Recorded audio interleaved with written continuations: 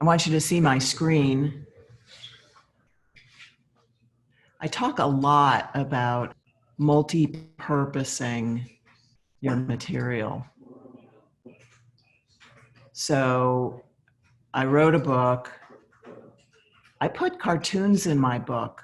So this is the wife in a collaborative divorce meeting with the accountant. This is a husband meeting with a facilitator. This is my idea of a full team meeting with the facilitator at the head of the table. This was decorating my chapter about litigation. I talk about multi-purposing material, and this is just an example that I thought to show you this morning. It's a very visual example of what I think people need to really appreciate about the work that goes into marketing. We talk about pitch, publish, present, profile, and partner. And you and I have already covered pitch and publish. And the idea here is that the most work in theory goes into pitch. That actually may not be true. More actual labor and time may go into publish. And to some degree, you each will focus on what suits you best. But if you did everything, you'd spend the majority of your time on the first two Ps, and the other three Ps would kind of flow along. Even though presentations take a lot of time, putting together material for different presentations consumes some time.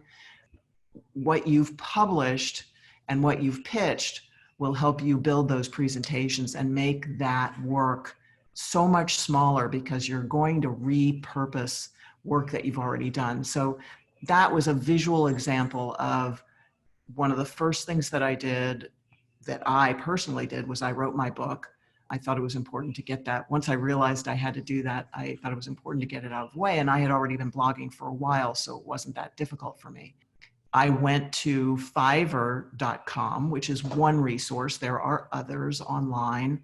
And I paid a cartoonist to draw pictures that I described for him. Maybe I spent $100 total for a dozen cartoons. Those took up pages in my book. So yay, I had 12 extra pages in my book, 12 more pages of content. They were visual, so they helped break up the book. They were cartoony. They weren't funny cartoons, but they were decorative cartoons. So they appealed to people who are more visual. There aren't too many people who put cartoons in their books or drawings or pictures these days, but it's something that you might want to think about when you're in the publish segment of your marketing campaign. And then look what happened. Here I am. It's been 7 years since I wrote that book. And I was on Zoom last week and I thought, oh, wouldn't that be funny? I could put one of those cartoons as a virtual background. Why not? Why not? Why can't I do that? So I appealed to my husband to resize the damn thing because I couldn't figure it out. It took me an hour and I still couldn't figure it out, even though apparently it's really easy. Oh, well, there you go. So keep that in mind. How can I reuse what I've already created? How can I repurpose what I've already created? That's going to be a big part of your marketing campaign. All right. So really today I want to talk to you about present, profile, and partner. Present is basically, how do you pitch to a crowd? Are you able to connect with a bunch of people, not just one person? Because, I mean, let's face it, you're pitching one at a time. That's great if you're referral networking. It's fabulous, actually. But if you really want to spread the word, if you want to get the word out and have people know who you are, where you are, what you're doing, which is the whole idea to marketing, then you really need to connect with more people. One-on-one is not going to do it. There are a lot of people in this world. If you can do 100 people at a time and they each know 5 people that they are so impressed with you, they mention you to, then you've spread the word that much faster. Never mind if you are able to connect with someone who has 100 friends and wants you to come speak to that group of people, then, oh my gosh, then you're really multiplying the numbers of people who know about what you do, why you're passionate about it, and who you are. The question is, how do you get invited to speak at trainings, or do you put on trainings? Do you get invited to speak at workshops, events, podcasts, radio shows, or do you do your own podcast? I never did my own podcast. I thought I was going to, and I got too busy. I do a radio show probably on average 1.5 times a week. I do a TV show probably once a month, although that has slowed down. I had TV scheduled in Boston and in New Orleans. So then we were going to do it by Skype, but those folks still haven't figured out how to do the long distance thing. I have done some TV by Skype, and that's actually not that hard. I don't like Skype as much as I like Zoom personally, but the TV shows seem to like Skype more. So consider whether those are possibilities for you. Do people seek you out because of your credibility and your ability to connect with others? Even during quarantine, there are these amazing virtual options that I've just mentioned so that you can begin. Radio is always by telephone. There are 5 things that I want you to focus on while you're still in quarantine. It looks like we're going to be here for a little bit longer, and there are things that you can do. So one of the first things I want you to think about is creating or borrowing a PowerPoint about how the collaborative process works. I have one. If you want it, I will share it. You will need to personalize it because it has Joryn Jenkins all over it, or it has Open Palm, or I don't remember, but that's not that difficult to do. Mine is old. I need to tell you, it's from, I want to say 2013, when I started this campaign. And I will share with you that it is an hour's worth of lots of content. I talk about a lot of aspects of collaborative divorce. And I'm here to tell you now that after 7 years of presenting to lay people about collaborative divorce, I think there was way too much information in this particular PowerPoint. It's funny because I presented with Holly last Friday for a museum, a local museum, and I presented that information and I barely used the PowerPoint. I didn't use the PowerPoint actually in the presentation, so I was talking to people like I'm talking to you right now. And I had the PowerPoint on the side, sort of an outline for me to follow. And I didn't follow it because there was way too much content. If you want the video, I'm sure that we can give that to you. I think it's being edited now to eliminate the ums and the ahs that always come out. But I can share that with you if you want to hear. And let me share with you that before I was done with that presentation, I got an email from someone who wanted a consult with her husband. And I did the consult yesterday, virtually. So be aware that virtual presentations of what is collaborative divorce can work for you. Be aware that if you take my PowerPoint, I really think you can cull a lot of the information. They don't need all those details. And it still took me, gosh, Holly, I think it was a good 50 minutes where I was just talking about collaborative divorce. I was hitting the highlights. That's really what I was doing. And then I think I have a tendency to tell stories, which is very powerful in your presentations. You need to be willing to share stories. You're not going to tell people the names of your clients, and you're not going to give them any identifying features, so they won't be able to know who it is. But it's, I think, impressive to people. You really had a case where this happened, and you can share some of the power and some of the magic that happens in the collaborative process. So I think, I don't really remember, but I think if you watch the video that I did on Friday, there are probably several stories in there about matters that I handled. I try not to call them cases because they're collaborative. Cases are in court, collaborative matters are in the conference room. You need a PowerPoint for presenting what you do, why you're passionate about it, and how it works. So you're going to take that PowerPoint when you get out of quarantine, or maybe even while you're in quarantine, and you're going to do presentations to retirement homes. Okay, why retirement home? Why is that the first idea that comes to me? Retirement homes are full of people who have children who are getting divorced from each other. And their grandchildren are caught in that, or they fear that their grandchildren will be caught in that divorce dynamic. Often their retirement funds are going to be used if the case ends up in litigation.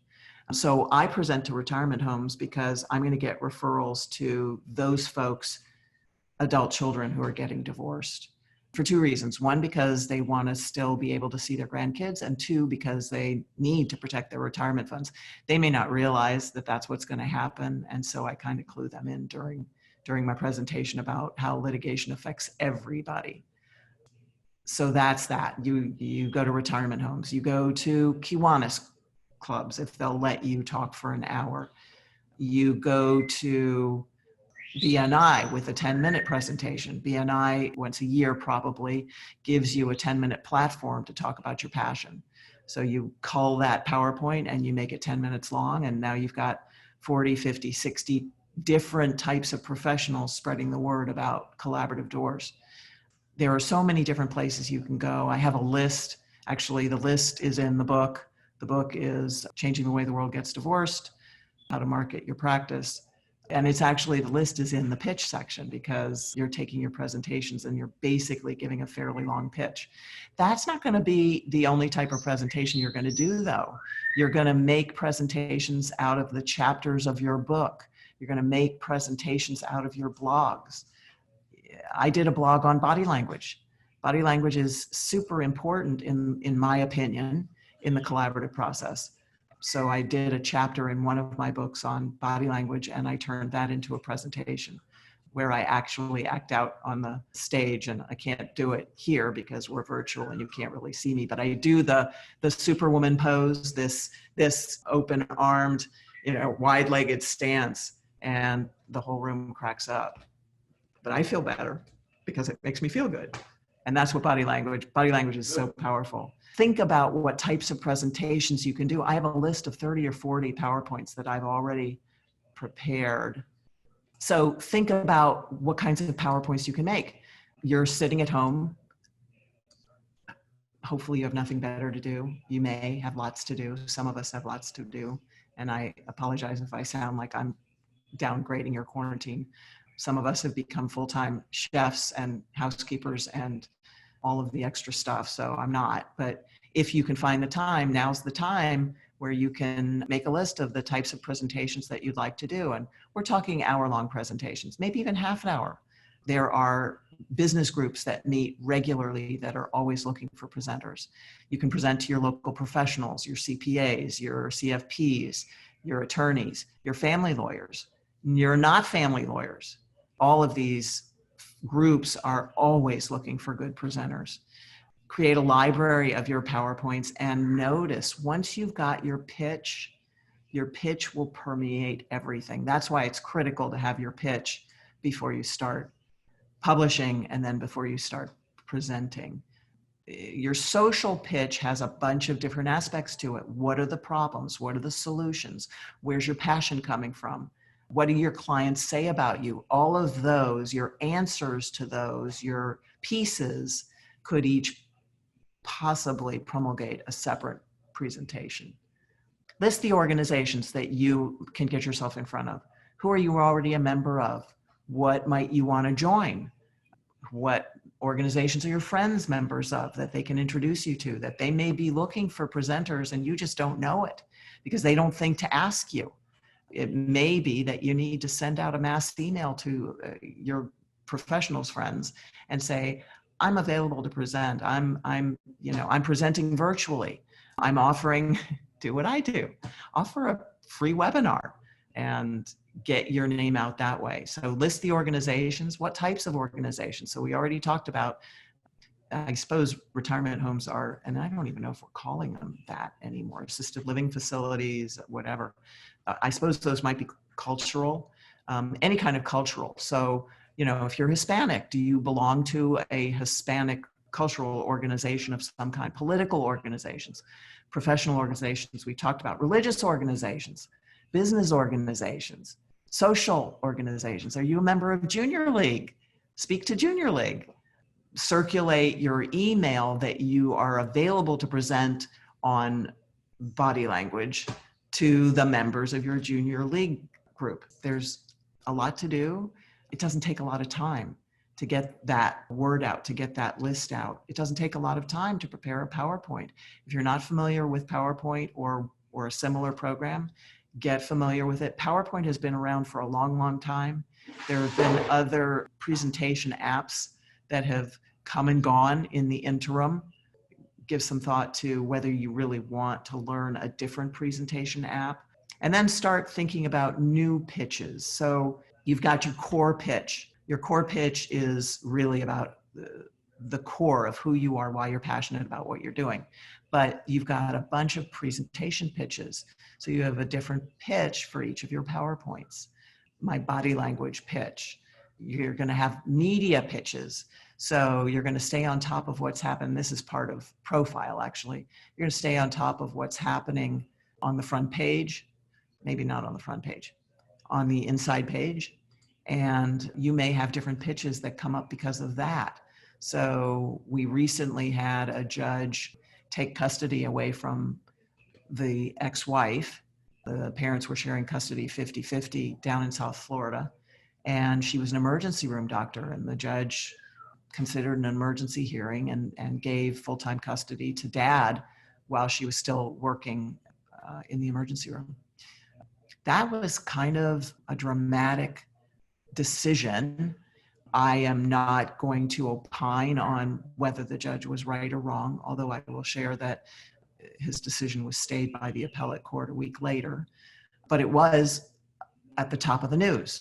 So you don't necessarily have to opine about whether someone was right or wrong to do whatever they did, but you can certainly talk about how that might have been resolved collaboratively instead of in the courtroom so traumatically. There's always stuff in the news. I have my Google setting set to search for two things. One is celebrity divorce and one is collaborative divorce, because I like to know what's out there. I like to see what other people are publishing in their collaborative divorce cases. That's how I found that Jennifer had something in her local news up in Connecticut about the fact that their courts in Connecticut are closed, and they are closed drum tight. Unlike in Florida, we can still have emergency hearings down here, and we can still have uncontested hearings, but they're closed drum tight. And she is out there saying, hey, I'm beating the drum here. You are a lawyer up here, a family lawyer. You can't even get into court. Maybe you should take some time and get trained in collaborative process and offer what people are going to be looking for because they can't get into court. So here's another way to resolve your domestic differences without going to court, which is not available to you right now. So yay, Jennifer. You stay on top of what's happening in the media, and maybe you end up with a presentation about that. Maybe it's just a radio show. I've done 3 radio shows about that decision so far.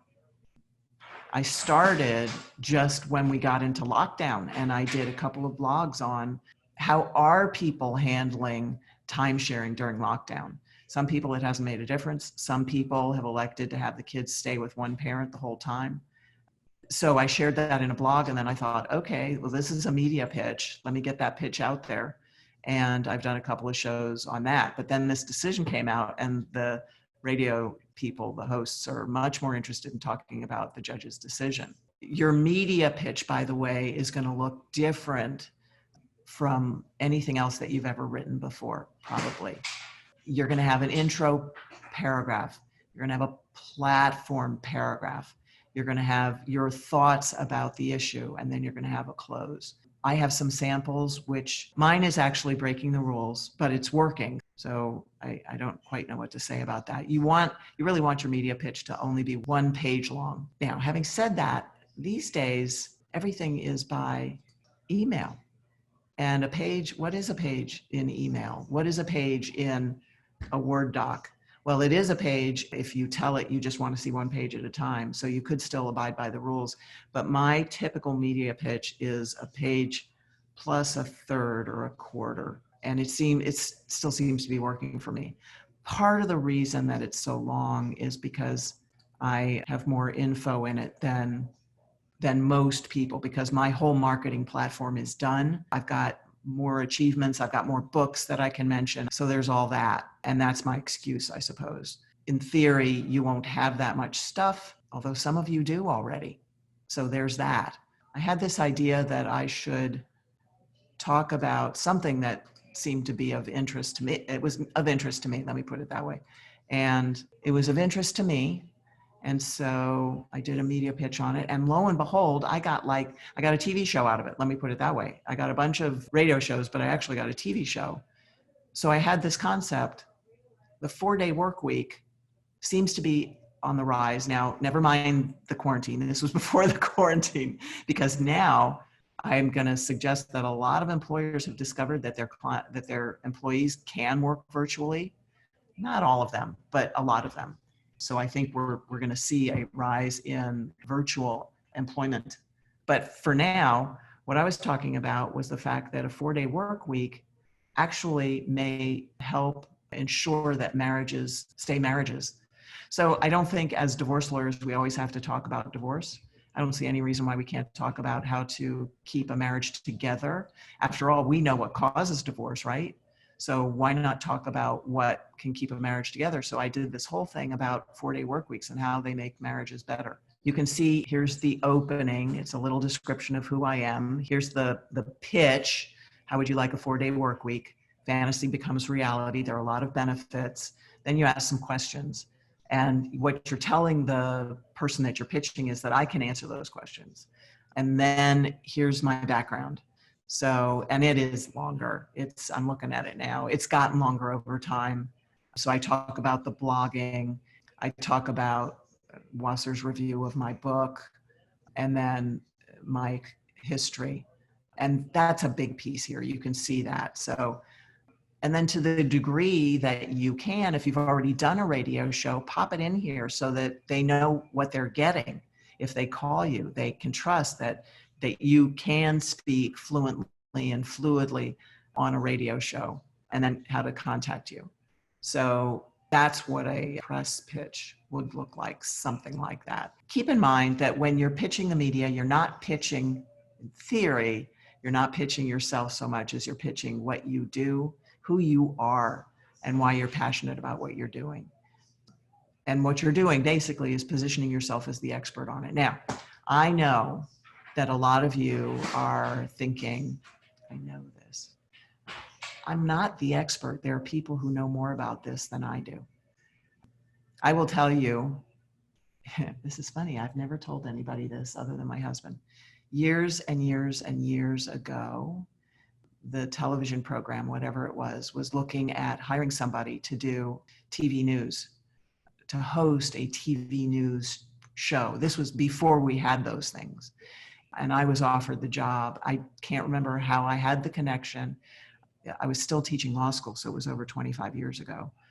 And I didn't feel expert enough to take that job. So Greta Van Susteren got that job instead of me. I was their first choice.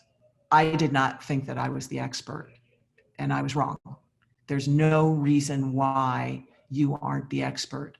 You know more than 999 people out of 1,000 about collaborative divorce.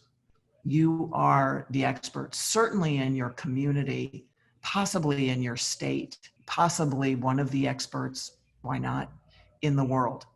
So please don't say to me, I'm not the expert, because I denied myself an opportunity, although I would argue to you that I would not be here today had I taken it, and I'm very happy where I am. Position yourself as the expert, because that's who you are. Once you start talking about the 4-day work week, I will also tell you that people who teach law, so I was a law professor for a while. They wanted me to teach because they wanted me to teach trial practice. I was a trial lawyer and I was very good at it. They pitched me, I took the job, I taught for 2 years, I missed practicing, so I came back to practice, but I enjoyed teaching. Law professors are supposed to be the experts. They're not. Law professors stay one step ahead of their classes. So in that sense, they are the expert. They certainly become the expert after teaching for a long time, but they're not the expert when they first get hired. And so, don't put yourself down. You are the expert just as much as any law professor, just as much as any TV news person. If you want to see some of my TV shows, they're probably up on jorynjenkins.com. Holly might have the link to my YouTube channel that has them up there. And you can see, I did not consider myself an expert. I'm just like you. You can be just like me. The last chore that I'm going to give you while you're in lockdown is create a presentation folder for yourself. I want you to put at least 5 things in it. One is your brochure. You should have created a brochure back in pitch. Creating a brochure is a chore, but you should have a brochure. I have one. It's fabulous. It says who I am right on it. It's a picture that my husband and I took at the top of Mount Haleakala in Hawaii, with clouds above, clouds below, and the sun shining through. And that's what collaborative divorce is to me. So I have this brochure. I have my resume in it. I have articles, a couple of articles by me, blogs by me, articles that were published in magazines by me, a couple of articles where I'm quoted. So I think I'm an expert, and other people think I'm an expert too, is what I'm conveying to clients. Make sure your business card is in there or printed on it. I print my business card right on my brochure. The only reason to do that is if you're pretty sure that your business card is done. You're not going to change it. You're not going to change your location. You're not going to change your phone number for, a year or 2 or 3 or 4.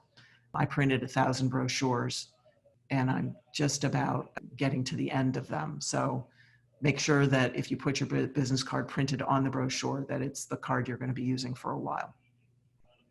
And then you might want to put in a 1-page profile, just the highlights of your achievements, who you are, what you are, where you're going, why you're passionate about what you do. Okay? That's your presentation folder. You will also probably use it for your clients. You may change out the contents. So do your clients need the 1-page profile? Maybe not. Maybe your resume is too long and that's exactly what they need. They don't want your resume. So give that some thought. Maybe yours, because you're very powerful in blogging, is full of blogs, but you haven't yet had an article published that quotes you, so it won't have an article like that in it. Keep in mind that the contents will change as you build up your marketing profile, as you build up as you achieve these goals, right? Okay, let's move on to profile. Profile is all about your personal brand. And it wasn't until I realized that I chose brand colors. I never really thought about it. I was always a green girl. I love green. It's my favorite color. So everything I had was green, but I hadn't thought about it. What was my brand? My brand turned out to be basically gold and teal, but gold doesn't translate well into clothing. So it's more like salmon or mango. And teal is sometimes turquoise. So you can have variations on your brand colors, but you really need to have brand colors. Your business cards will reflect your brand colors, your sign out front if you have one, maybe the decorations in your office, your brochure will reflect your brand colors. So be careful about what your brand colors are. Do you want your brand colors to be red, white, and blue? Even if you're extraordinarily patriotic, you may not. Do you look good in red, white, and blue? I look good in teal and in, believe it or not, in salmon. I didn't think I did until my husband, who's an artist, assured me that I do. So I would never have worn salmon years ago, not in a million years. So give that some thought. Maybe do a little research. And then really, profile is taking your voice, your cause, your vision, I like to say, above the noise. So there's lots of people talking here. Social media, for example, lots of people talking, lots and lots of people talking. How do you elevate your voice above everyone else's? Do people identify collaborative divorce with you in your community? Do they identify it with your brand? There's a guy in our community, actually his office is good 10 miles from me, which here in Tampa is far. And he has a mediation practice called Divorce Without War. there is a brand, a franchise. He bought the franchise. Franchise is in Miami, Divorce Without War. It's mediation. It's a mediation platform. He has a bus bench up in Carrollwood in Tampa, and it has the Divorce Without War logo. I had a woman come into my office. She came in for a consult. I always ask, who referred you? She said, well, there's this bus bench up on Dale Mabry in Carrollwood, Divorce Without War. So I called you. That is a huge disconnect. I had to really think about that for a while. And it's purely because my profile has gotten so large here in town with collaborative divorce that the Divorce Without War logo is actually helping me in my practice. She researched something online and somehow got me instead of Derek. That's really a profile win.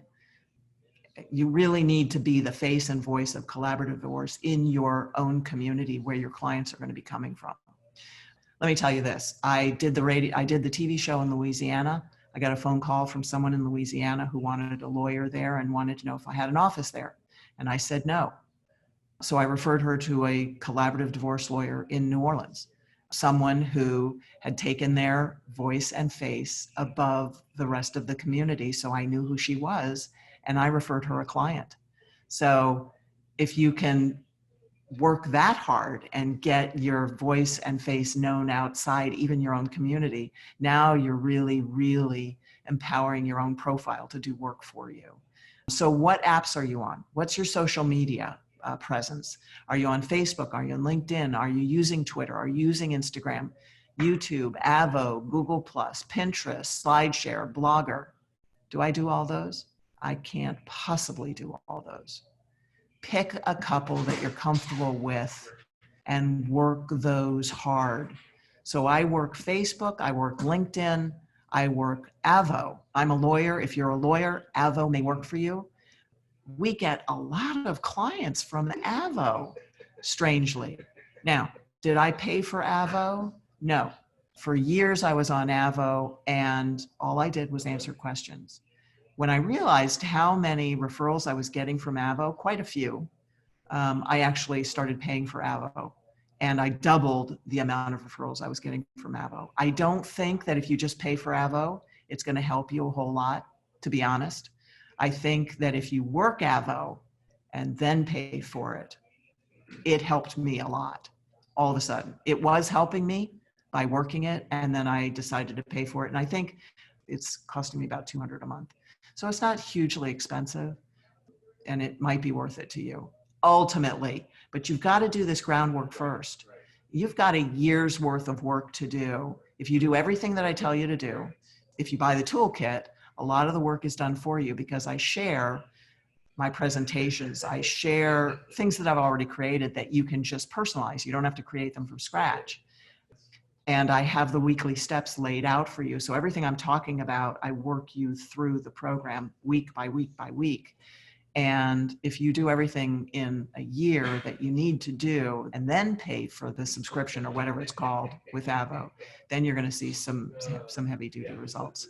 You need to update your profiles to reflect your pitch. Once your pitch is done, go back onto your social media and double check. Does it really reflect who I am now? Because when I went back and looked, and it was probably 2 years before I thought to do this, I was still pushing that I did A, B, C, D, E. That was my old pitch. Appeals, bankruptcy, commercial litigation, divorce, and ethics, A, B, C, D, E. And I had restricted my practice to family law. I had stopped doing all those other things because I'm so passionate about collaborative divorce. And it wasn't just plain old family law. Make sure to update your profiles.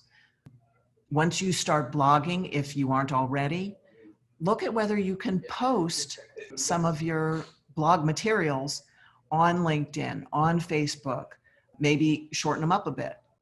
But you can post. When I started doing this in 2013, you couldn't post essay type stuff on social media. Now you can, so check it out. If you can, you need to do that. You need to be soliciting testimonials. Solicit testimonials from your clients. I, of course, solicit testimonials from my webinar participants. I solicit testimonials from my consultations. So as they're leaving, if I know they're happy, I tell them, look, I'm going to ask you for a 5-star review. I would really appreciate that because it would help me. And I get referrals off of Google. So if you type in Open Palm Law, it will show you how many reviews I have. And I have over 60 reviews. And quite a few of them are just from consultations. I mean, let's face it, our consults are happiest after the consult. They may not be so happy once they get divorced because divorce never makes anyone happy. But I've got some lovely consultation reviews. And I tell people, I have a little email that I send after a consult. I say, and I show that I was paying attention. So I talk a little bit about their case, about the advice that I may have given them, about what we shared. If all we did was talk about process options, then I talk about that. And then I give them click and point and click, go here and leave me a 1-sentence review. Just 5 stars, that's fine. I've had people who only left 5 stars. They didn't say anything because they didn't feel like they could write anything. And by the way, respond to your testimonials. If you get them, respond to them. That's really important. As a matter of fact, if you're active on your social media and people are at all talking to you on your social media, you need to respond to them. Always respond, link, like, share, do all that. Link, like, share, because that will help your SEO for your own website. And I'm assuming you all have websites because that's so basic. You really have to have a website. You need to join discussion groups on your social media. Join any discussion group that has anything to do with divorce, whether it's lawyers talking about divorce or lay people talking about divorce or divorced people talking about divorce, or collaboratives talking about divorce. Join all those groups, join them all. And then stay active in those groups. I know some of you are lurking in some of those groups because I've sort of seen you in the background, but you need to speak up. Every once in a while, I hesitate before I hit send, but not that often because it's certainly in the collaborative groups. Well, actually, I only hesitate in the collaborative groups. I don't hesitate the rest of the time. In the collaborative groups, I don't want to embarrass myself, of course. And so I think before I post, but I still post. I think it's critical for us to be sharing with each other as far as that goes. And by the way, when you are looking at those discussion groups, if they're lay people asking questions, now you've got blogs you can write because all you have to do is answer their questions and that's a blog for you. This is a question that I was asked on social media, right? If someone's asking that question, other people are asking that question. So that's a blog. It's a frequently asked question. You can do a video on it. Do a home video answering that question. And now you've got a YouTube channel and frequently asked questions on your YouTube channel, okay? All of that will help your SEO and get your profile out there. Post 1 to 2 minute long YouTube videos. First of all, they go on your website, so you're dual purposing them. And in order to do those videos, you're dual purposing your work on social media, your publications, your presentations. Just look through what you've already blogged about and see if there are topics in there that you can do 1 to 2 minute YouTube videos on. By the way, use your cell phone or your computer to record them. I'm recording this, so this will end up being a YouTube video, which will help me. It'll go up on my jorynjenkins.com website. It won't go up on my Open Palm Law website because that's my practicing collaborative website, but it'll go up on my Joryn Jenkins marketing website. Purchase a ring light on Amazon. This is my ring light. This is Joryn without my ring light. This is Joryn with my ring light. The difference is huge and it's important. Use the enhance feature setting. It makes me look 10 years younger. I don't look this good, guys. I don't. And then repost those videos, as I said, on your website. Okay, let's talk about partner. What's partnership all about? Well, it is exactly what you think it is, but it's a little bit more. So, of course, are you connected with the other collaborative professionals in your community? Are you connected through your practice groups? Are you on collaborative teams? Are there some communities have standing collaborative teams that work together? They know, if Marla gets a phone call, then she's going to call George, and they're both going to hire Tim and Randy to be on their teams. Other towns, I'm hardly ever on the same team with anybody because I run a pro bono project. So I know almost every collaborative professional in our community. And if I don't know them yet, I try to get on a team with them because I want to know them. So it depends on, your philosophy. But are you connected to other collaborative teams? Are you connected to your other professional organizations? Because if you are, you'll increase the likelihood that others will choose you to staff their collaborative teams. Are you connected with groups of first responders and other referral sources? First responders. My nail tech for years was my best client resource. Now I would say it's probably Avo or Google and the sign out front of my building. But for years, it was my nail technician and my hairstylist. Both of them referred me lots of clients. So who are your first responders? Who are your other referral sources? If they hear that there's a divorce, I was talking last night to a young man who's a criminal lawyer who it turns out works for a friend of mine. So I told him a story about the friend who has the same first name as my husband. 25 years ago, I had just gotten married. We all got on the elevator together just by chance. And I introduced my friend as my husband to my husband because they have the same first name. I was very confused. It was amusing. And so I told the story to this young man. We had a long discussion about his family and about divorce in his life. And he'd never been divorced, but of course he had divorce in his family history. So now he knows to refer cases to me. Had Todd Foster, his mentor, told him about me? No. But when Todd heard that we were chatting online, obviously, he said, tell Joryn I said hi. And so you never know. If your profile is out there, then you are looking at partnering with all kinds of people, and you just need to make sure that you issue that call to action. You have to have a call to action in everything. And I forget mine.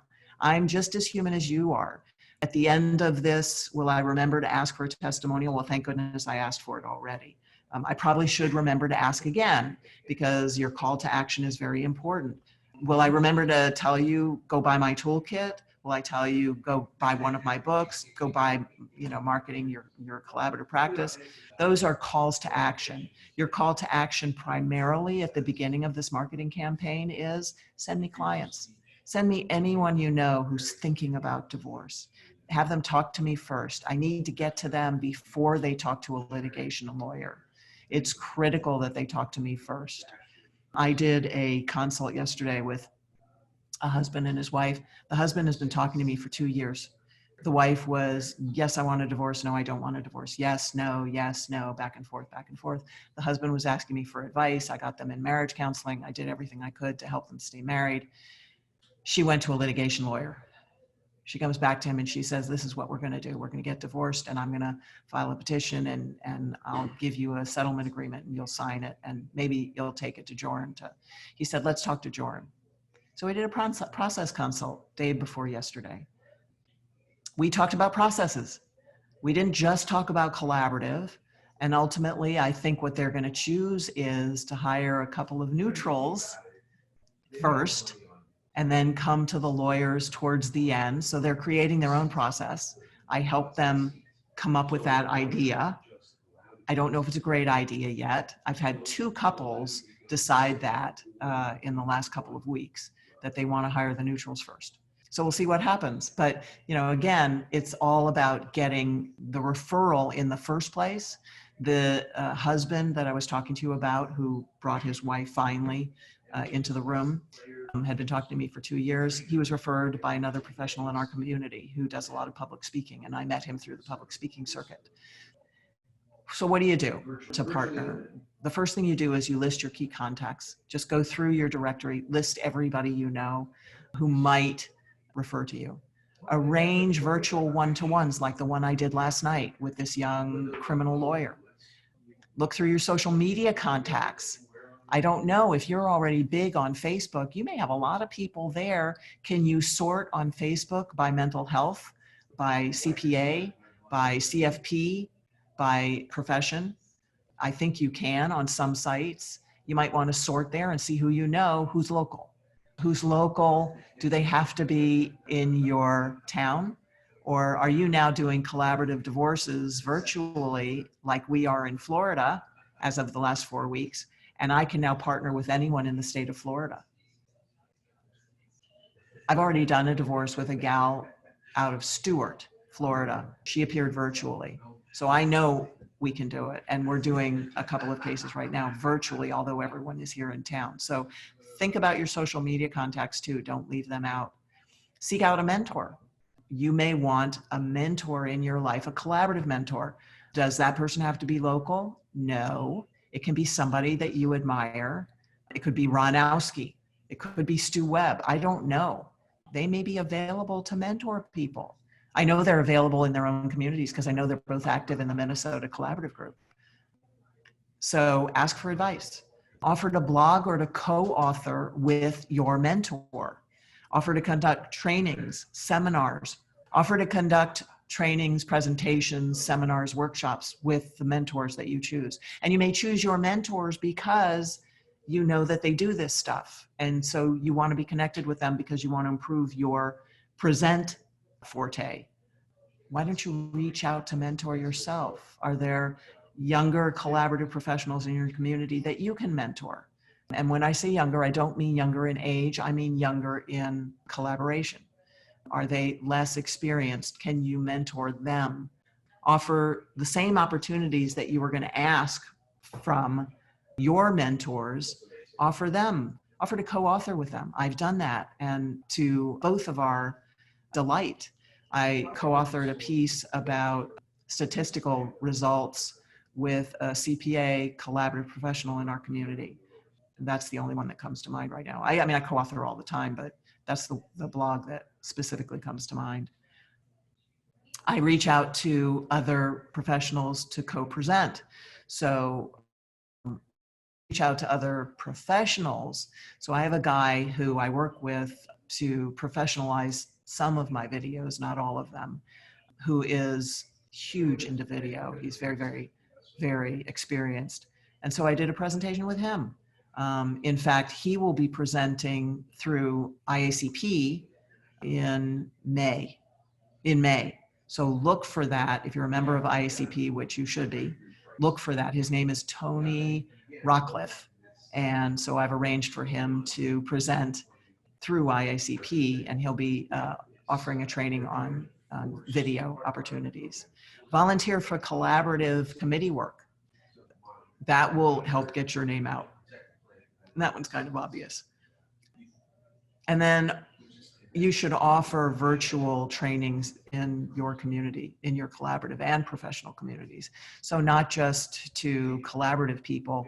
So do a body language training to collaborative folks locally. That'll help get your name out. It'll help you partner with people.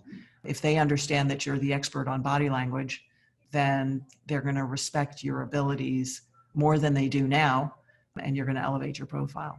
Think about a pro bono project. If you don't have a pro bono project in your community, I would argue that that's a mistake that your collaborative local group has made.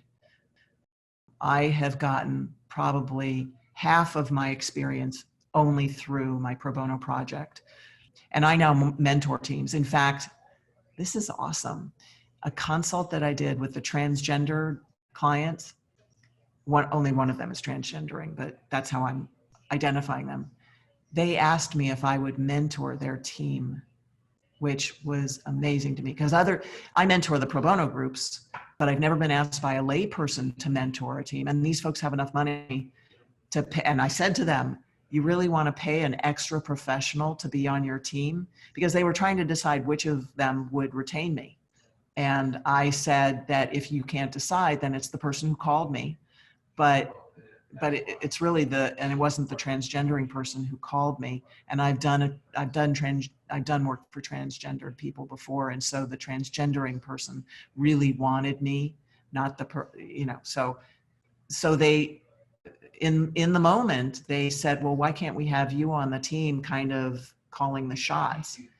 And I said, you mean mentoring the other professionals? And they said, yeah, that sounds, so I can't tell you that it's a done deal, but they're thinking about it. So give that some thought. Pro bono project. There are 6 pluses to running a pro bono project or to being involved in a pro bono project. I don't know that I can remember all 6, but let's try. So you get the pro bono clients to waive confidentiality. That's what they give you in exchange for free services, free collaborative services. Do I ever really use their names? No. However, I will share with you that they also agree that if they're approached by any media, that they will speak well of the collaborative process. And by the way, we only give names, give contact information to media if we've run it by the divorced people already. So it's not like somebody who failed in collaboration is going to get asked, and it's not like somebody's going to get surprised by a newspaper person on their doorstep. But they agree to talk to media, and we've had at least 3 occasions that I know of where I've had pro bono project clients come speak at Florida Academy of Collaborative Professionals presentations and or speak to the media about their divorce. The first pro bono collaborative divorce in Florida was my case. It was pro bono, and it made major headlines. Why? Because it was the first pro bono collaborative divorce in Florida. Can you be the first pro bono collaborative divorce where you are? Why not? Run a search. Has it been done? If it isn't on the news, if it isn't in the news, it didn't happen. I hate to tell you. And you need to take advantage of that. You need to do the first pro bono collaborative divorce in Connecticut, the first pro bono collaborative divorce in New York, the first pro bono collaborative divorce in Boca Raton. I don't know. I think there may have been one in Boca. Has there been one in Orlando? Is there a pro bono project in Orlando? I think not. Give it some thought. These people agree to media. So that's 2. They agree to go out into their communities and spread the word. So that's 3. We get our first cases through pro bono here. So people get the experience. I spread the word among the collaborative community and they sign up to do pro bono cases. We're actually doing pro bono, so that's a big plus. 5. That's 5. Number 6 is we actually get to test different variations on the process. So I had a client in pro bono who was definitely borderline, and the facilitator said, we need to get a separate professional in for her to be part of this team. So we got that professional in. We've had child specialists. I did my first case with a child specialist. I had not done one before, and so I tested it out in a pro bono case. It went very well for all of us, including clients. And so we now regularly will get a child specialist on a team here in Florida, here in Tampa. So we test new variations. I had not done one with 2 coaches, and I did one with 2 coaches because the pro bono clients needed it. And, you know, we've got the freedom to do it in a pro bono case.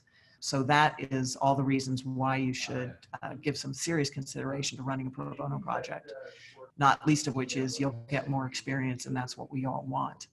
And you'll get stories to tell in your book. You might want to buy a copy of a free divorce handbook, How to Organize a Collaborative Divorce Pro Bono Project. I have it on Amazon. I've also got it at openpalmpress.com. And it's got all the forms in it that you'll need. Now, will you have to personalize to your state? Yes, because the forms that I have are Open Palm law forms. They are Florida forms to the degree that there's anything Florida involved. But there are letters in there, there are form agreements, so look for that and you'll have half your work done for you already. If you email me, I'm Joryn at openpalmlaw.com. We can talk about my marketing tools and my webinars. We can talk about masterminds to help you learn how to effectively market your collaborative practice during lockdown. And we're not going to be in lockdown forever elsewhere. Champions of the collaborative process develop and then continually strengthen these specific core characteristics for marketing their practice. Pitch, publish, present, profile, and partner.